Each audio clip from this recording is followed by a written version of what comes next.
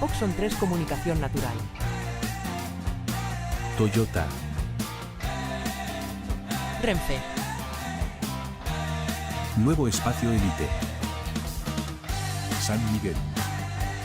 Coca-Cola. Universidad de Oviedo. El Ayuntamiento de Gijón y el Gobierno del Principado de Asturias. Patrocinan la 38ª edición de la Semana Negra. Hola.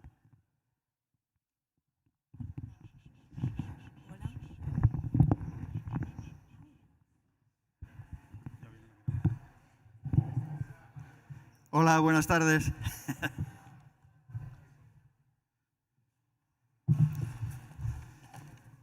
Muchas gracias a todas, a todos por estar esta tarde escuchando algunos temas de Colombia. Muchas gracias, Semana Negra, a todo el equipo por propiciar este espacio que ya se viene haciendo tradicional.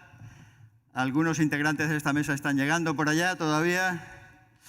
En esta edición de la Semana Negra, pues se ha hablado bastante, irremediablemente, de las 6 de la Suiza, que ahora están prisioneras del sistema laboral injusto, que incluye pues, jueces, fachos como Linio Rubio. Se ha hablado bastante de Palestina, del matón del norte enemigo de la humanidad, de geopolíticas, de rearme, belicismos, incluso de la Agenda 2030, bastante, ¿verdad? Como una agenda alternativa a todo lo anterior, ¿no? Se ha hablado nada del Sáhara en esta Semana Negra, si se exceptúa un libro de Gonzalo Moure, lo cual, bueno, pues se agrava porque a estas alturas todavía, como es tradicional en esta Semana Negra por el tiempo, no han llegado las guajas y guajes hijos de las nubes del Sáhara. Problemas burocráticos, problemas administrativos, bloqueos del gobierno español, parece que van a llegar esta semana. Y se cumplen, por lo tanto habría más motivo para estar hablando del Sáhara. Este año, en noviembre, ¿cuántos se cumplen? 50, ¿no? De la traición franquista al pueblo saharaui. Y tal vez por pura casualidad no ha habido tampoco, como otros años, muchos autores de Colombia. Creo que había una compañera que es de Barranquilla, que vive en Barcelona, María Antúa Correa. Tal vez andaban todos por Medellín, porque ayer se clausuraba el Festival Internacional de Poesía de Medellín, 35 años también, ¿no? En uno de los apartados de allí de Medellín, Colombia, dedicaron a trabajos de la poesía para transformar lenguaje y cultura heridos por los conflictos. Y también había una segunda cumbre de la poesía para la paz. Dicen quienes convocaron allí y que culminaron allá, como ahora estamos clausurando casi la Semana Negra. Queridos amigos, es preciso lograr que las piedras hablen, los muros griten y los árboles expresen la poesía de la gran humanidad. Lo llamamos a poetizar los espacios públicos de las grandes y pequeñas ciudades del mundo. Será nuestro masivo y amoroso medio de comunicación con los otros, que somos también nosotros. Es preciso que desarrollemos un gran movimiento por la globalización de la libertad de pensamiento y la libertad de expresión a través del lenguaje sereno, claro y revolucionario de la poesía. Con un saludo fraterno, Comité de Dirección del Festival Internacional de Poesía de Medellín. Parece que lo escribieran para estos tiempos también, en esta tierra de la piel del toro, ¿no? Con lo cual, esta parte de hoy, de la presentación del informe número 21 de 21 personas a los territorios colombianos, pues también es un espacio necesario, con un libro, con un informe largo que vamos a sintetizar entre las personas que estamos aquí en la mesa. Ahora bien, si hay una visita anual al terreno, continuada, sistemática, incluso en pandemia, de Asturias a Colombia, es porque hay un programa de protección temporal que está cumpliendo cuarto de siglo. Si la Semana Negra se internacionaliza a Gijón y algo más, pero sobre todo a Gijón, en el mapa mundial, el Programa Asturiano de Derechos Humanos pues también lleva tiempo poniendo Asturias en el mapa mundial de la fraternidad entre los pueblos. Maidani de la zona andino-amazónica, Gracie de la Guajira, Gilson del Chocó, Claudia de Nariño y el joven barranquillero Steven hacen parte ahorita de ese programa asturiano. Y por los 25 años de solidaridad continuada, se preparan ya 2 jornadas, una el 10 de septiembre, otra el 11 de septiembre en Oviedo, una con la Agenda 2030, otra con la Agencia Asturiana de Cooperación Internacional, así que reservar esa fecha ya en vuestra agenda. Y ahora Juan, Celia, Isa, Orozco, por parte, nos van a contar un adelanto de este libro, de este informe de la Delegación 21, que estuvo por los territorios del Magdalena Medio, de Valledupar, la tierra de Luciano Romero, de La Guajira, del Catatumbo, de Santander y de la ciudad capital, Bogotá. Me preguntaba alguien ahí por Rafa Cofiño, ¿verdad?, que participaba de la delegación del año pasado. Bueno, hoy nos mandaba una nota disculpando su ausencia, está viajando a Madrid, preparan para mañana una ley para poner en valor la cultura y el arte como elementos para mejorar la salud y el bienestar de nuestras comunidades. Suena bien en España, suena mejor en Colombia, ¿no? Una ley de esas, ojalá que prospere. Paso la palabra para presentar este informe. Primero a Juan, ¿te parece? Adelante. Muchas gracias. Buenas tardes, compañeras, compañeros. Un agradecimiento profundo a Sol de Paz. En primer lugar, quería aprovechar la ocasión para decir, empleando unas palabras de la periodista Olga Rodríguez, que hay una mesa sobre la que se desploman los cadáveres de las víctimas palestinas. Y añado yo que es la mesa de una entidad que se dice comunidad, que es incapaz de condenar taxativa y rotundamente un genocidio perpetrado por un Estado asesino como es el Estado asesino de Israel.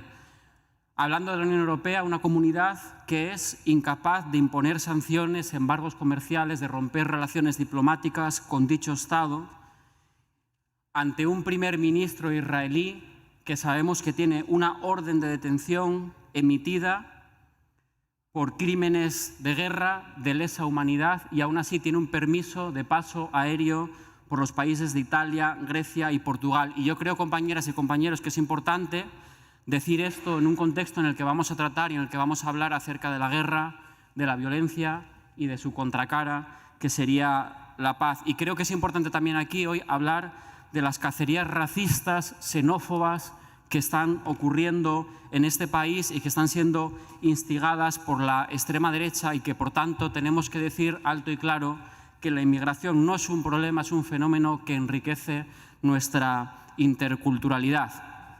Entonces, en estos tiempos de extrema derecha, como decía, creo que es más conveniente que nunca contextualizar ese panorama de violencia y de belicismo en el que se encuentra el mundo y, concretamente, hablar ahora de la parte de Colombia respecto a este informe. Decía el compañero Pepe Mújica que luchar por la paz es luchar por la dignidad de la vida humana. Y ocurre que Colombia tiene un territorio que es mayor que el Estado y tiene más autogestión comunitaria que gobierno. Es una situación que hace muy peculiar la realidad de Colombia. Citando situaciones reales como la siguiente, nos decían: hay mucho conflicto entre grupos armados, vivimos en medio de hostigamiento y de combates. Otras personas decían a continuación, en San Luquitas: el abandono del Estado nos tiene aislados, no hay servicios de salud, no hay puentes, los padres le pagamos un profesor. Y este es el escenario que nos encontramos de guerrillas, de grupos paramilitares en los últimos años, que se agrava con la sensación generalizada de inseguridad y de crisis humanitaria sostenida durante años, a pesar del esfuerzo del gobierno de Gustavo Petro de ponerle remedio a esta situación. Pero son muchos años, compañeras y compañeros, de crímenes, de violencia y de impunidad. El conflicto armado colombiano, así se recoge en este informe que se presenta de la 21ª delegación, no es el mismo en todo el país, sino que cambia de una región a otra, de una manera muy clara, según los grupos que estén implicados, las rentas en disputa y las realidades territoriales que, como digo, son muy heterogéneas. Para el Comité Internacional de la Cruz Roja de Colombia hay, a la fecha actual, a fecha de hoy, 6 conflictos armados. 3 entre el Estado, el Ejército de Liberación Nacional, el Clan del Golfo y las disidencias de las FARC, y 3 conflictos más entre los grupos armados ELN, AGC, disidencias de las FARC, Segunda Marquetalia y Comando de la Frontera.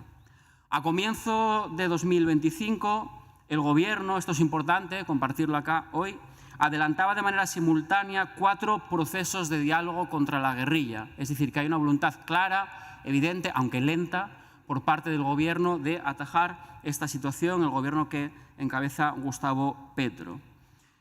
Con el Ejército de Liberación Nacional, de un lado, y así tuvimos que vivirlo y lo vivimos y lo constatamos por nuestra parte, esta delegación, con el Frente Comuneros del Sur, disidencia desde mayo de 2024 del Ejército de Liberación Nacional, o sea, una disidencia de la disidencia.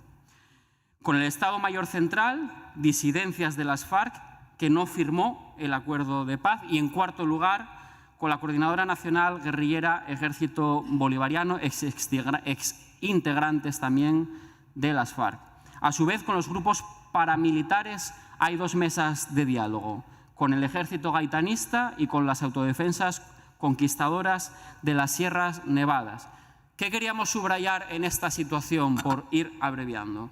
El Gobierno sí hace esfuerzos para dar cumplimiento del acuerdo de paz que se suscribió en 2016 entre el Estado y las FARC, que entregaron las armas de manera muy generosa, quiero añadir yo, pero se ha encontrado con obstáculos que violan lo pactado. El Gobierno atribuye el incumplimiento del acuerdo de paz a intereses económicos y políticos de la élite y de las élites, obvio, de empresas multinacionales que contratan, hay que decirlo, a sueldo a asesinos para que ejerzan la violencia y la guerra, y así es imposible que haya pacificación. Y hay que decirlo alto y claro.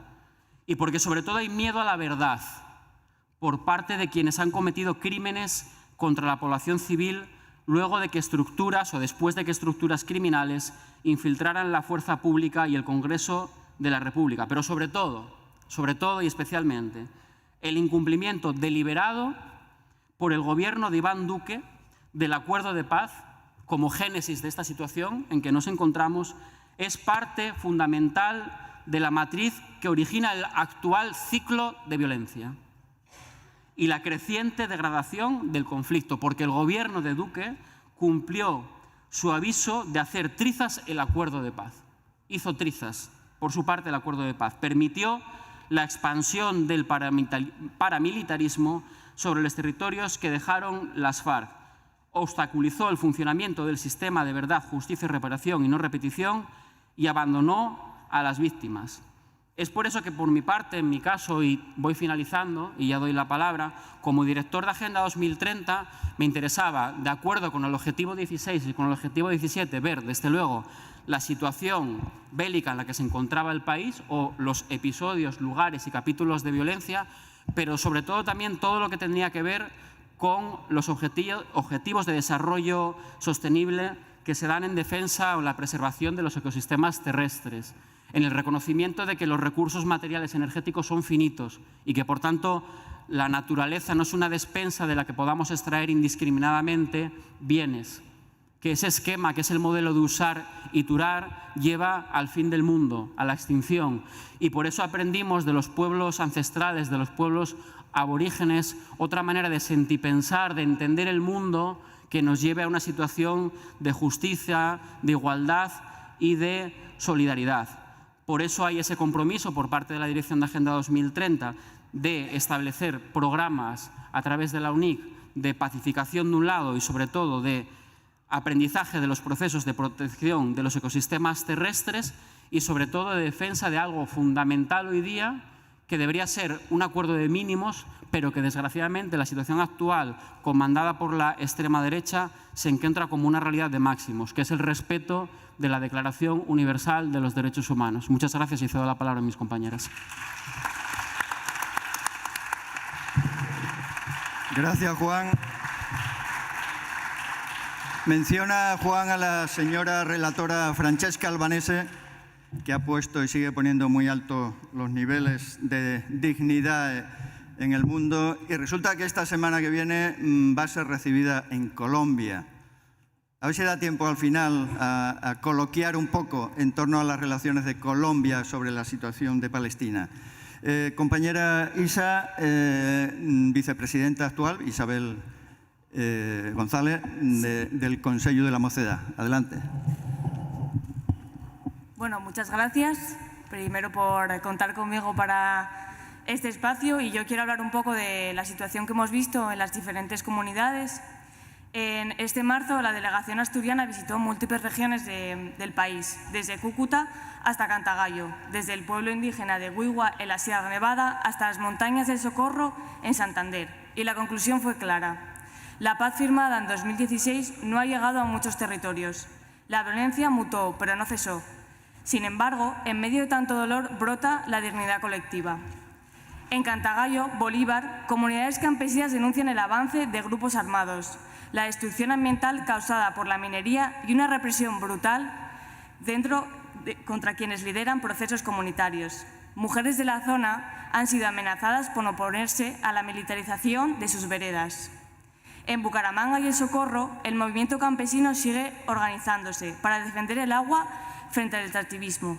La defensa del páramo, por ejemplo, se ha convertido en un símbolo nacional de resistencia ambiental, pero también allí líderes han sido judicializados y estigmatizados como enemigos del desarrollo. En Sierra Nevada de Santa Marta, los pueblos indígenas enfrentan un duelo silencioso. El avance del turismo masivo, la pérdida de sus fuentes de agua, la contaminación minera y la militarización que vulnera sus formas de vida.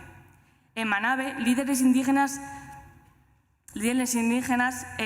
tienen y deben resistir presiones de empresas energéticas que quieren entrar sin consulta previa a sus territorios. Estas comunidades no solo reclaman territorio, sino que también reivindican una manera distinta de habitar la vida, respetuosa, ancestral y profundamente conectada con la naturaleza. En Cúcuta, en plena frontera con Venezuela, la situación es crítica. Hay una fuente de presencia de economías ilegales, control territorial de bandas armadas y una crisis humanitaria que afecta sobre todo a personas migrantes y mujeres desplazadas, quienes sufren violencia y no acceden a los servicios básicos. En San Juan del Cesar, La Guajira, comunidades afroindígenas denuncian el abandono estatal. El acceso a agua potable cada vez es más complejo y los efectos del cambio climático se sienten de manera devastadora. Allí operan estructuras armadas que destruyen proyectos sociales y silencian las protestas. Otros municipios de La Guajira han sido un escenario constante de lucha. Jóvenes lideran proyectos de memoria histórica, soberanía alimentaria y de defensa del territorio, pero sus vidas siguen en riesgos. Varias han sido amenazadas y desplazadas, y sin embargo siguen teniendo organización comunitaria desde abajo. Teniendo en cuenta la mención de algunos de los territorios, también debemos comentar que, a pesar del complejo y doloroso contexto que enfrentan muchas regiones de Colombia, lo más inspirador que hemos podido ver y escuchar es la fuerza, dignidad y capacidad de resistencia de sus comunidades. En medio de la violencia, el abandono estatal y la reconfiguración armada, los pueblos no se rinden. Las experiencias de autogestión, los acuerdos humanitarios locales, los comités de mujeres por la vida, las escuelas de paz, los líderes y lideresas y los espacios de memoria demuestran que, incluso en lugares más sufridos, la sociedad civil está viva y organizada. Y bueno, en el informe encontráis mucho más ampliado toda esta información y sobre todo los territorios que hemos podido conocer y con los que hemos podido establecer conversación. Y bueno, hasta aquí un pequeño resumen de la situación de las comunidades que hemos visitado. Gracias.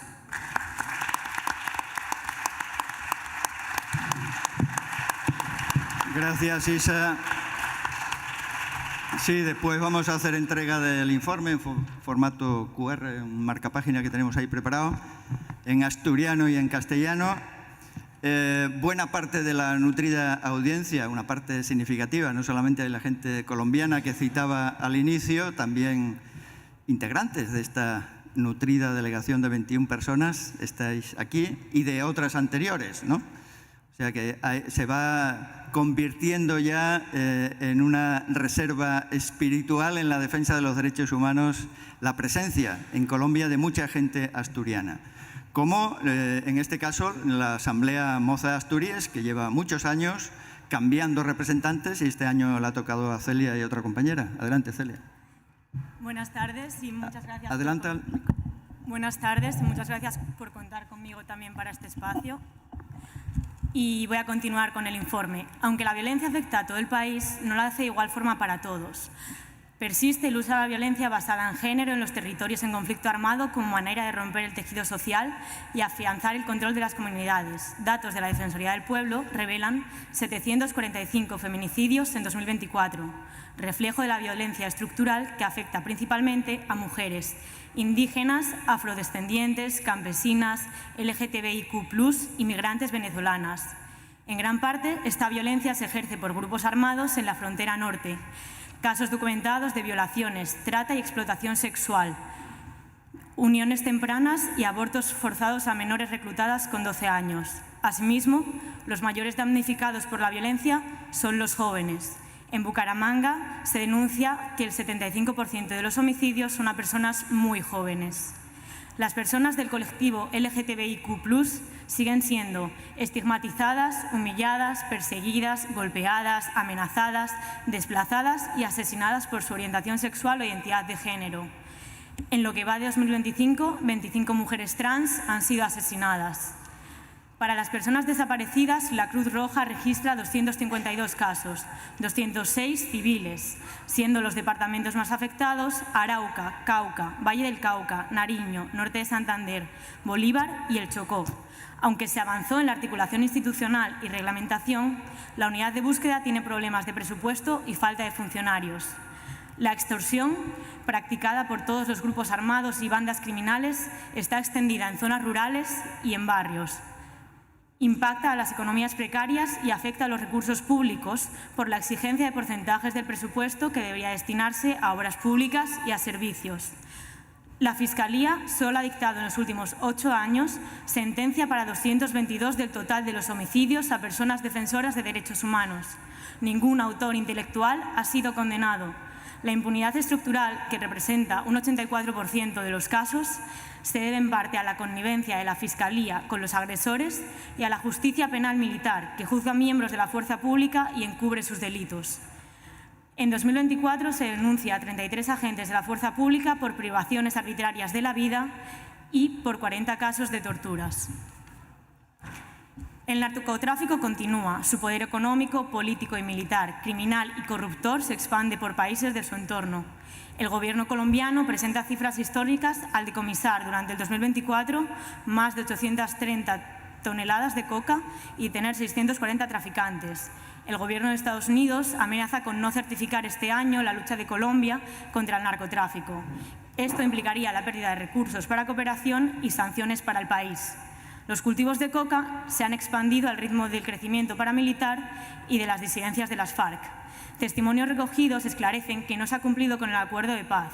Los campesinos arrancan los cultivos de coca, pero no llegan los proyectos de sustitución y el hambre aparece. Al ser engañados de nuevo, sucumben en la plantación de coca otra vez. El Programa Nacional Integral de Sustitución de los Cultivos de Uso Ilícito presenta dificultades por la inviabilidad económica de las iniciativas de reemplazo, los bajos precios y la falta de vías de comunicación para acceder a los mercados. Por ello, el Gobierno inicia programas de comercialización. No obstante, será afectado por la morosidad en el pago y por la falta de seguridad en los territorios donde el control lo ejercen los grupos armados que impiden la implementación del programa. En concreto, la delegación asturiana recibió denuncias contra los grupos paramilitares y contra las disidencias de la FARC por obligar al campesinado a sembrar coca en el Cauca, Nariño, Putumayo, Caquetá, Magdalena Medio, Catatumbo, el Guaviare y otras zonas. Con respecto a los desmantelamientos de grupos armados, Petro señalaba en febrero de 2024 que el viejo paramilitarismo se reencaucha con el nuevo. La orden dada por el Gobierno es clara: destruirlo. Por ello, el Gobierno decreta en 2024 el Plan Permanente para el Desmantelamiento por los altos niveles de persecución sistemática y selectiva contra las personas líderes y defensoras de derechos humanos. en manos de grupos paramilitares, guerrillas, disidencias y bandas delincuenciales. La implementación de esta política comenzó en 11 regiones de 71 municipios, pero sin embargo la delegación asturiana pudo comprobar que 2 de los proyectos que cubren al menos 15 municipios no han logrado ningún avance. Las organizaciones sociales han denunciado la falta de compromiso de los miembros de las fuerzas públicas y la Fiscalía y la descoordinación institucional.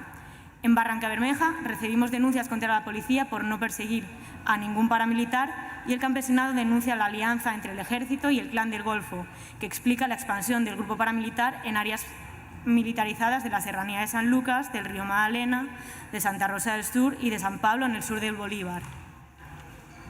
La situación en las prisiones colombianas sigue siendo cruda. Se ha declarado el estado de cosas inconstitucional, que sostiene que el sistema penitenciario hay una vulneración masiva, estructural y prolongada de los derechos fundamentales debido al hacinamiento extremo, la falta de servicios de salud, la deficiente infraestructura, la inseguridad y violencia dentro de las cárceles, así como la falta de acceso a programas de resocialización y educación. En 2024, el Gobierno declaró una emergencia carcelaria, motivada por una escalada de violencia contra los funcionarios de prisión. La sobrepoblación carcelaria pasó del 19% al 27% en 2 años, lo que supone 104.000 personas internas para 82.000 cupos. El número de detenidos supera los 1.000 mensuales. La delegación asturiana tenía confirmada la visita en 2 cárceles, el Buen Pastor y La Picota. El 18 de marzo intentamos entrar a la primera y se nos trató de negar el acceso, aunque tras un largo periodo de disputa lo conseguimos. El 19 de marzo no se nos permitió acceder a La Picota. Finalmente, la delegación asturiana quiere denunciar el caso de Simón Trinidad, un preso político colombiano que lleva 20 años en la prisión de alta seguridad de ADMAX en Colorado, en una celda bajo tierra, totalmente incomunicado, con la luz encendida todo el rato, sin acceso a la lectura ni a la escritura. Simón era integrante del Estado Mayor del Bloque del Caribe de las FARC y fue detenido en Ecuador en 2004 cuando iba a reunirse con un delegado de la ONU. Fue extraditado por Uribe, juzgado y condenado sin pruebas en Estados Unidos. Sin embargo, la Sala de la Amnistía de la Jurisdicción Especial para la Paz le concedía el indulto en junio de 2024 por un delito de rebelión, un delito político, con base en el Acuerdo Final de Paz y en los convenios de Ginebra de 1949. El Gobierno de Petro ha solicitado al Gobierno de Estados Unidos que se le conceda el indulto y que se le libere. Gracias.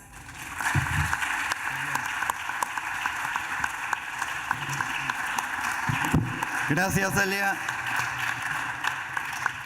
Refuerzo un poco una parte de lo que ha dicho Celia en relación a que no nos dejaron entrar a la cárcel de Cúcuta, no nos dejaron entrar a la cárcel de hombres, una de las cárceles de hombres de Bogotá, sí nos dejaron, después de insistir, como dice ella, bastante, por parte de las abogadas y abogados que nos acompañaban, gente muy potente y muy preparada y que acompaña a los presos políticos de allá a la cárcel de mujeres, la que llaman del Buen Pastor. Y esta figura de Simón Trinidad, por si alguien no lo recuerda aquí todavía, Colombia le da el indulto, pero está preso del Yankee allá en Estados Unidos pues media vida y debería volver allá. Eso es lo que nos transmitieron y eso es lo que reportamos, ¿no?, en nuestro informe en este caso. Que va a culminar en esta presentación Javier Orozco como coordinador técnico de las 21 delegaciones asturianas y como coordinador de 25 años del Programa Asturiano de Derechos Humanos. Muchas gracias, Tocayo Arjona, muchas gracias, Juan Ponte, por el acompañamiento del Gobierno asturiano, esta vez, después de bastante tiempo, a los territorios en donde Colombia intenta construir democracia con derechos. Y muchas gracias a la juventud, ya vieron qué desempeño tan potente sintetizando una situación compleja y un desempeño excelente en las regiones de conflicto armado donde estuvimos. Gratitud a quienes están aquí en el escenario de la delegación 21ª de Colombia y a quienes estuvieron en misiones anteriores. Hace rato, cuando venía de casa para este lugar, me puse a pensar qué sentido tiene contarles aquí en una tarde de verano, en un festival literario, qué sentido tiene contarles lo difícil que está siendo construir democracia en Colombia. Estuve buscando en los medios de comunicación alguna referencia que ilustre lo que está pasando en nuestra tierra.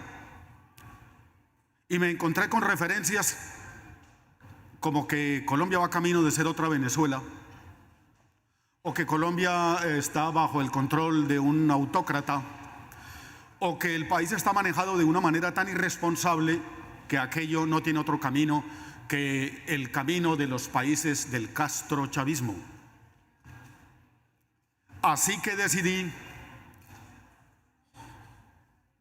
volver a presentar por vigésima primera vez, esta película colombiana de terror y esperanza, de miedo y de valor. La visita asturiana rompe el silencio de los medios que hasta ahora mienten o dicen cosas muy sesgadas en relación con lo que allí pasa. Digamos que aquí en esta reunión anual, y hay mucha organización amiga, solidaria con Colombia, está claro que estamos con el primer gobierno de izquierda en 200 años. Que estamos con el subidón de la esperanza y la alegría, que heredamos una herencia maldita de guerras, narcotráfico, corrupción armada y corrupción judicial, y de persecución política impune. En este escenario que compartimos esta tarde tampoco es un secreto que al heredar la deuda externa y tener un vecino tan peligroso, el problema colombiano no es solo un problema colombiano, sino que amenaza con volverse un problema para el área regional andino-amazónica. Por eso vuelvo sobre lo mismo y volvemos sobre lo mismo, con algunas novedades importantes. Y es que Colombia hoy por hoy es pura esperanza, pura alegría, a pesar del conflicto interno y de la corrupción armada que, como dije antes, campea. Colombia tiene un conflicto armado de más de 60 años en la última etapa, originado en la violencia de las élites y en la respuesta armada del campesinado, cansado de un régimen semifeudal de explotación del trabajo y de la tierra. El conflicto colombiano, después de la desmovilización de las FARC, hizo metástasis. El territorio que antes ocupaban y controlaban las FARC, poniendo a su manera, pero un orden social, fue tomado por grupos narcoparamilitares, por empresas multinacionales, por el Ejército de Liberación Nacional y por una cantidad de grupos de bandidos que obedecen a intereses de bandas criminales. Así que la esperanza en la paz, después de la firma del acuerdo de las FARC, con las FARC, hace 8 años, ahora en septiembre, se ha ido frustrando. El conflicto está degradándose muy rápidamente por el tema del narcotráfico, por el tráfico de personas, por el reclutamiento de personas menores, por el uso de armas no convencionales, por el confinamiento de pueblos y aldeas, por el uso de minas antipersona en áreas de tránsito de población civil, alrededor de escuelas, por ejemplo. Y alrededor de semejante panorama, es decir, el vacío que dejaron las FARC de poder político y militar, ocupado por una cantidad de organizaciones armadas, a la gente no le ha quedado otro camino y es lo que le ofrecen, plata o plomo, al mejor estilo de los bandidos. En los últimos 20 años, los gobiernos de derecha de Uribe y de Santos dejaron a Colombia con una enorme cantidad de crímenes de lesa humanidad sin castigar, muchísimos delitos muy graves. Por ejemplo, el exterminio de un partido político completo, la Unión Patriótica, el exterminio del Frente Popular, el exterminio del movimiento político A Luchar. Este gobierno colombiano actual, el gobierno de Petro y Francia Márquez, está intentando desmontar el terrorismo de Estado que heredaron. No es fácil, porque las órdenes estaban dadas y porque los militares, en su mayoría, y la fuerza pública siguen siendo los mismos. El expresidente y sindicado Álvaro Uribe Vélez aparece en el repositorio de la Universidad de Washington y en los archivos nacionales de Estados Unidos como el narcotraficante número 82. Esto no es propaganda de la izquierda.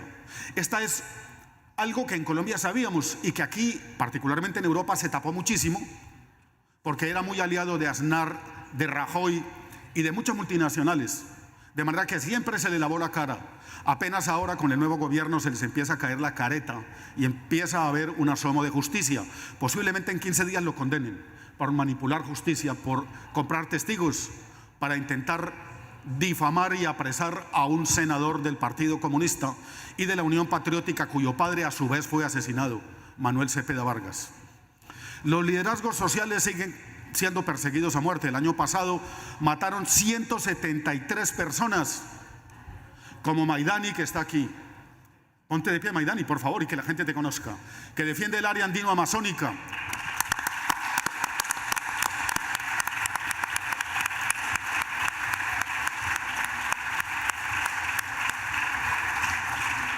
Que está enfrentando con su vida el evitar que tumben la selva del Putumayo Amazonas para sembrar coca.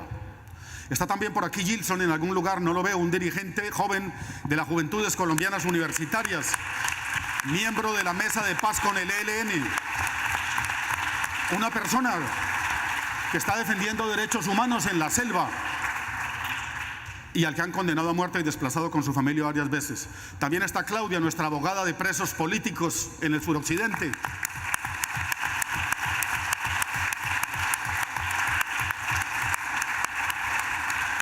Una de las pocas abogadas que se ha metido en la tarea de repatriar prisioneros políticos colombianos.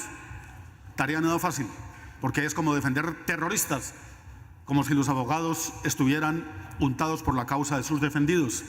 Está el joven Steven, del movimiento estudiantil en Barranquilla, que también defiende diversidades.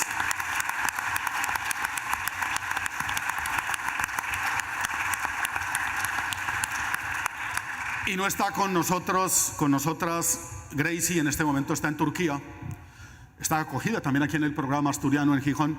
Ella es obrera minera del carbón, conductora de un camión de 190 toneladas. Seguro que nos está viendo. Un beso, compañera Gracie.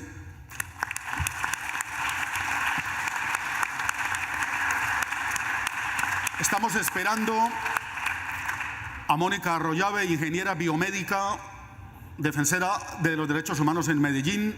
Ya saben cómo se las traen en Medellín contra la gente que defiende derechos humanos. Estamos en el trámite diplomático y luego en el trámite administrativo para poderla traer, porque la han condenado a muerte y la amenazan con volarle la sede con explosivos. El antisindicalismo en Colombia. 3.300 compañeras de mi central obrera, la CUT, asesinados. Están matando a la dirigencia sindical, ahora menos que antes. Y como entendemos lo grave que es que persigan sindicalistas, el colectivo de refugiadas de Colombia expresa públicamente su solidaridad con las 6 de la Suiza y el rechazo a que las metan a la cárcel.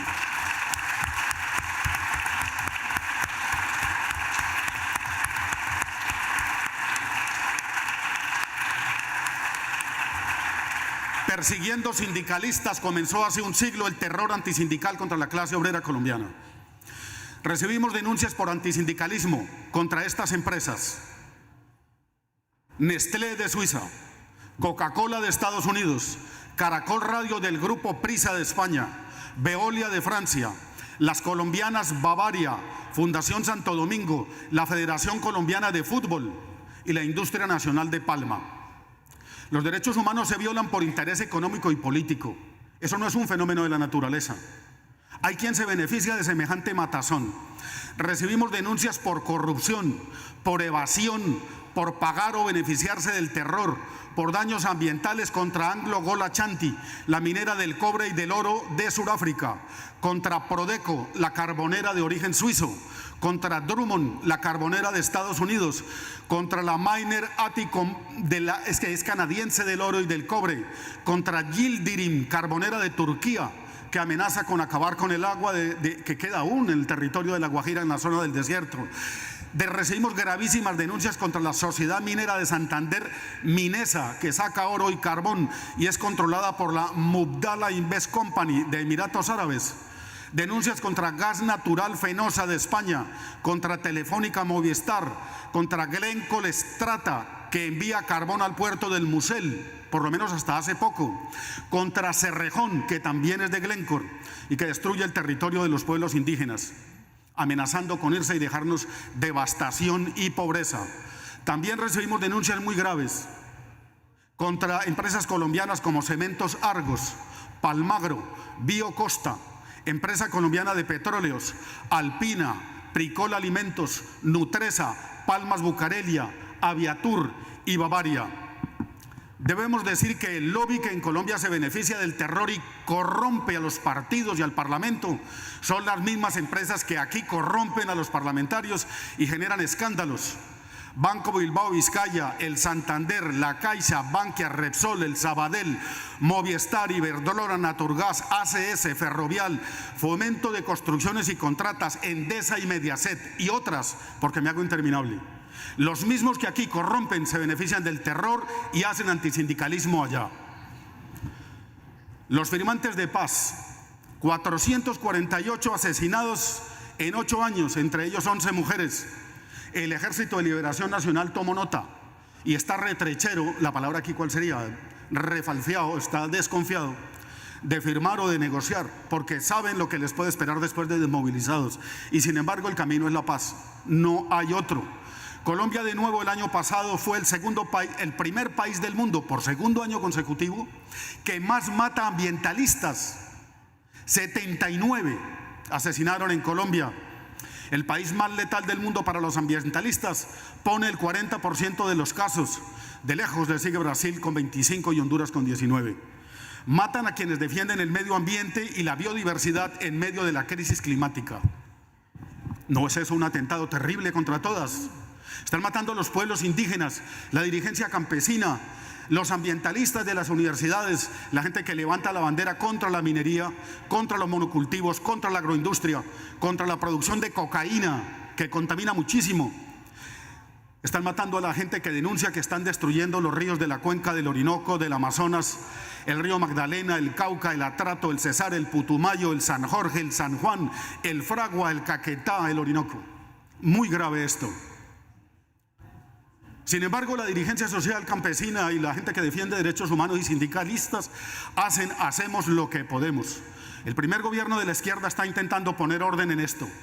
11,5 millones de votos legitiman a Gustavo Petro y a Francia Márquez como para que digan que es una dictadura. El pacto histórico hace lo que puede, pero tenemos el gobierno, no el poder. El gobierno lo tiene la izquierda por primera vez en 200 años. El poder lo siguen teniendo las multinacionales, el clan del Golfo, ligado a mafias colombianas y mexicanas, fuente de peligros constante para la democracia colombiana y para países del vecindario, en donde la mafia se mete e intenta sobornar, corromper y generar violencia, como en Venezuela, Ecuador, Chile, Perú, Brasil. Hoy por hoy es otra multinacional, la del narcotráfico, que lava enormes cantidades de dinero en Europa y en Estados Unidos. La muy corrupta derecha colombiana, el monopolio mediático, la mafia, trabajan juntos con la derecha de Estados Unidos para derrocar al gobierno progresista de Colombia. Desde los Estados Unidos, el Partido Republicano, con senadores como Carlos Antonio Jiménez, Bernardo Moreno, que es de origen colombiano, y Mario Díaz Balart, cercano a Marco Rubio, flamante secretario de Estado de Donald Trump, conspiran para derrocar a Petro, mientras la mafia desde Dubái conspira para asesinarlo. Los jefes de la mafia en Dubái no podrán salirse con la suya. Sin embargo, cuentan, por la cantidad de dinero que tienen, con la protección de los Emiratos, de las jefaturas que hay allí. Auténticas satrapías podridas en dólares del petróleo. Estos golpes del crimen organizado amenazan con matar a Petro. La consigna es, o lo derrocamos o lo matamos. Si llegan a hacer eso, Colombia se va al garete. Va a ser un caos impresionante por el nivel de ilusión de la gente y porque es un pueblo acostumbrado a resistir incluso con las armas si le toca. Y lo que queremos es la paz. La guerra sería absolutamente inconveniente en este momento para nuestro país. Este pasaporte que llevo con orgullo, el pasaporte colombiano, este pasaporte me lo expidió la empresa Thomas Gregg & Sons, propiedad de Gregorio Bautista y sus hijos Camilo y Fernando, delincuentes que han pagado condenas en Estados Unidos por robar bancos, por estafar al sistema bancario de Estados Unidos con cargamentos de café ficticios. Ellos son los dueños de la producción, de la entrega de pasaportes a los colombianos, de la entrega de los DNI, y han sido contratados hace 4 días para llevar la contabilidad, toda la logística de las elecciones del año entrante. El año entrante hay en marzo territoriales y municipales y en mayo hay presidenciales. En manos de los personajes como Thomas Gregg and Sons quedan entonces la lista de electores, las cédulas de ciudadanía, el conteo de votos, los formularios de voto, los pasaportes y los datos de cada una de las personas colombianas. Quedamos avisados. Termino diciendo, Asturias sabe que la democracia colombiana nos cuesta muchísimo construirla, que la democracia colombiana está en peligro, que es un pueblo organizado y valiente que le planta cara al terror, pero que no podemos seguir poniendo una cuota tan altísima de gente asesinada, porque hay sindicatos y organizaciones donde ya tenemos que improvisar dirigentes para que reemplacen muertos, desplazados y exiliados. Asturias volverá el año entrante a Colombia, sin duda. Ojalá nos acompañe de nuevo el gobierno y el parlamento, porque estuvo Delia también este año. El año entrante es un año electoral, año mortal. Acompañar a la dirigencia social colombiana es algo que les pedimos desde ahora. Por eso, cuando venía para acá decía, valdrá la pena volver a contarles esto. Para nosotros vale la pena, porque el silencio es muy peligroso, incluso aquí, cuando amenazan con expulsar a la gente que huye de la pobreza y del terror. Muchas gracias.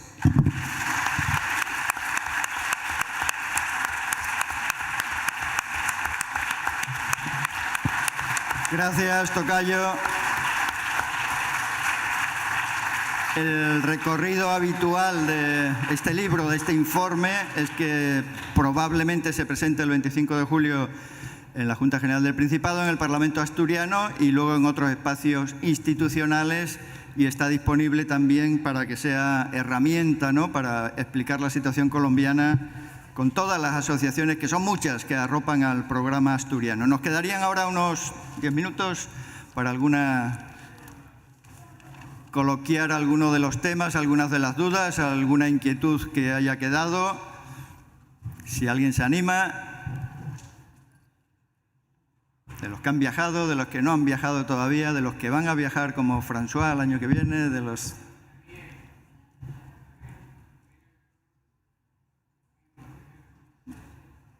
Espera que hay un micro ahí. Si te parece, Elena, una pregunta rápida. Como hay poco tiempo...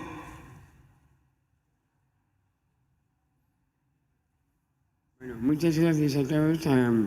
Primero, por una cosa muy feminista. Gracias, Javier. Gracias a Javier Tocayo por traer a estas dos mujeres que estuvieron con tanta valentía, con tanta integridad, a pesar de la somocidad en Colombia, para enterarse de todo y qué información nos dieron tan precisa, tan rápida y tan concreta. Y fue una maravilla, vosotros dos, de verdad, una maravilla. Y luego yo a Javier, que lo conozco en muchos años, que vivimos en el mismo barrio, yo creo, o sea, estoy segura que tenéis que juntarse todas las personas el año que viene, por lo que yo estuve leyendo en El País, una situación de Petro bastante conflictiva, sí, muy conflictiva. Entonces supongo, espero que todas las personas concienciadas, maltratadas, perseguidas, todas las barbaridades que están pasando, tanto los que están sufriendo físicamente como los que siguen trabajando como pueden, de la manera que pueden, cuando llegue el momento de las elecciones, se junten todos, incluso personas que pueden estar en contra de una cosa o de otra, y que entonces continúe Petro, porque si no continúa esa persona, a quien quiere, como tú dijiste, que quedé asustada, quien quiere matar, si no queda esa persona que por fin, después de los fascistas que hubo primero, está ahí, si él no continúa, esto va a ser como una palabra que dijo Javier, me parece, un castrochavismo. Y entonces va a ser una barbaridad. Confío, gracias a los colombianos y colombianas que vinisteis y estáis aquí. Gracias. Si hay que, por mi parte, si tenemos que firmar, si tenemos que decir, si tenemos que salir a la calle cuando sean las elecciones en Colombia, habrá que hacer algo desde Asturias. Muchas gracias, Elena. Gracias, Elena. Quiero contestar muy rápido a eso para dar palabra a otras personas y a la gente de la mesa. Les quiero dar una buena noticia. Estamos muy orgullosos de esto que voy a compartir ahora, que la mesa lo sabe. Como hay elecciones presidenciales el año entrante, y la izquierda ya también está muy dividida, se ha decidido hacer un solo frente electoral. Y para ir a elecciones el año entrante han renunciado a su personería jurídica.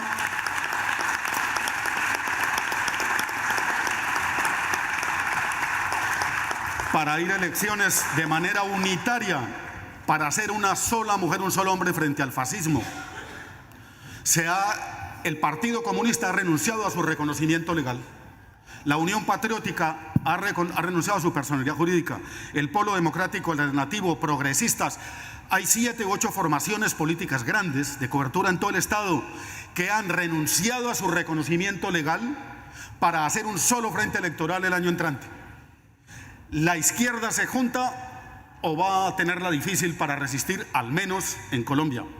La idea es que el frente electoral sirva para montar un frente popular, un frente de masas que permita transformar realmente la sociedad y pasar de tener el gobierno a intentar transformar las relaciones de poder, es decir, tocar los derechos de propiedad. Gracias.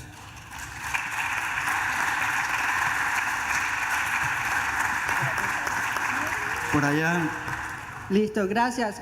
Hoy también pues agradecerles el espacio, pero también venimos a traerles también una consigna que ha sido ese aliciente para cada una de las luchas, sea estudiantiles, sea sindicalistas, o sea campesinas, o sea de afro. Es una consigna insignia de cada una de esas luchas que nos ayudan pues a reconfortarnos, y nos parece muy prudente decirla pues en este espacio. Normalmente lo hacemos sin micrófono, pero hoy lo vamos a hacer con micrófono. Y es mi voz la que está gritando, mi sueño el que sigue entero. Y sepan que solo muero si ustedes van aflojando, porque el que murió peleando vive en cada compañero.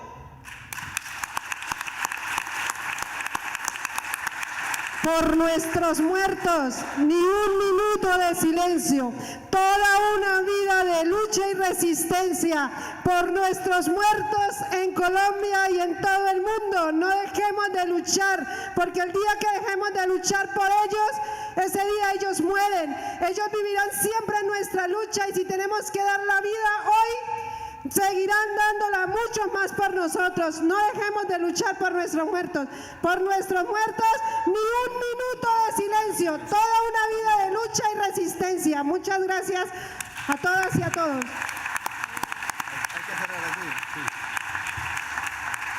Gracias, Steven, Maidani. Creo que con este mensaje hay que cerrar ya, ¿no? No cabe volver sobre las cifras y todo lo demás, sino cuál es la actitud de gente perseguida como ellas y que está en estos momentos en el programa de protección de Asturias, pionero en el Estado español y que cumple 25 años, como decíamos, y va a haber actividades sobre ello. Muchas gracias a las 21 personas de la delegación asturiana. Muchas están aquí presentes, otras están en otros lugares en este momento de julio. Muchas gracias sobre todo a las 9 organizaciones colombianas que arropan al programa, que hacen la agenda de esta visita, determinan a qué lugares cada año hay que visitar, y muchas gracias a todas y todos vosotros por seguir arropando la solidaridad entre Asturias y Colombia. Muchas gracias.